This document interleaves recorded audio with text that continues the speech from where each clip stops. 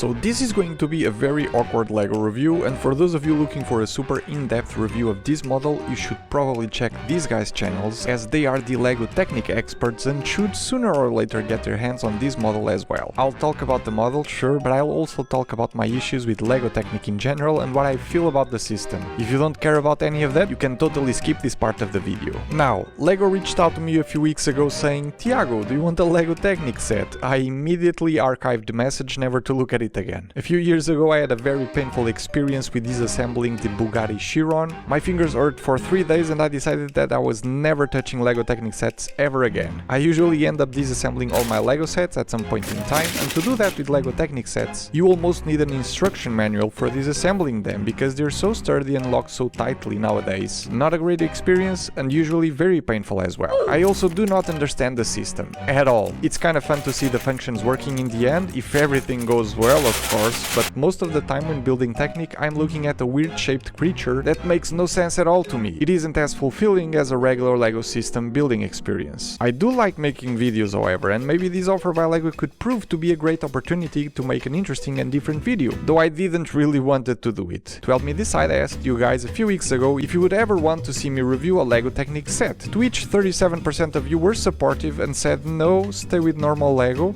thank you guys, and then 63% of you voted yes, Tiago must suffer.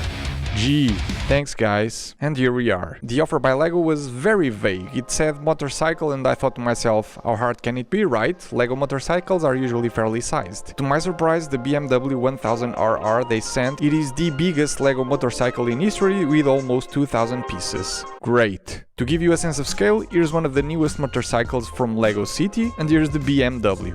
It's massive. The tires alone new to this set are probably the biggest tire elements LEGO has ever made. They even had to do a new shock absorber element to be able to handle the bike's weight at over 1 kilo. Now I gotta be honest, when looking at the tires I was actually excited about starting building it because I really wanted to see how big this thing would be in the end. Another thing to note is that my knowledge about motorcycles can be summed up in this video clip.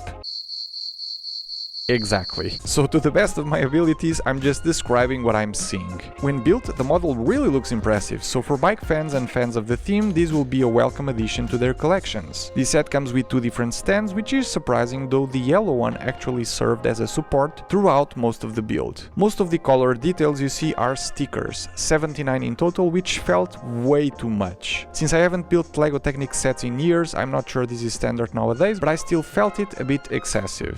The motorcycle has suspension on both wheels, with both of the shock absorbers being, to my knowledge, brand new elements. The rear tire is wider than the front one, and there's some brick build details over here for the brakes. I also like how these hose elements come from down here up to the handlebars. For the dashboard there's 3 alternate pieces displaying different information, and as you might have guessed, the windscreen is also a brand new element. The motorcycle chain is in the pearl gold color connected to the engine inside, and over on the other side we can see some of the brick build details the model has to offer, though I find it funny the increasing amount of system elements LEGO Technic sets start to include nowadays. The designs on Technic sets are getting more and more refined over the years, but I kinda miss the old days of the Technic bricks with studs and exposed mechanisms. With this model there's a considerable amount of time spent building the engine and the shifting gears mechanisms, but after you've built the whole thing, everything is hidden away forever. And even though you press here up and down on the shift gear mechanism, you know things are moving inside, you just don't see it, which I feel it's a shame. I'm clearly not the target audience for this model, but no matter how you look at it, it is a seriously impressive LEGO Technic set. I can speak to the mechanics of the thing, but the sheer size and the overall shapes are outstanding. And with my limited knowledge on the theme, I can say for sure that the designer did an excellent job. Have I personally enjoyed the building experience? Not at all. Admittedly, I was excited to finish it just to get a real sense of the size of the model, but the process wasn't for me, and I don't even want to think about the time I will have to force myself into taking it apart, as I eventually do with all my LEGO sets. Hope it was worth it, guys. I'm done with LEGO Technic for a few more years. Maybe.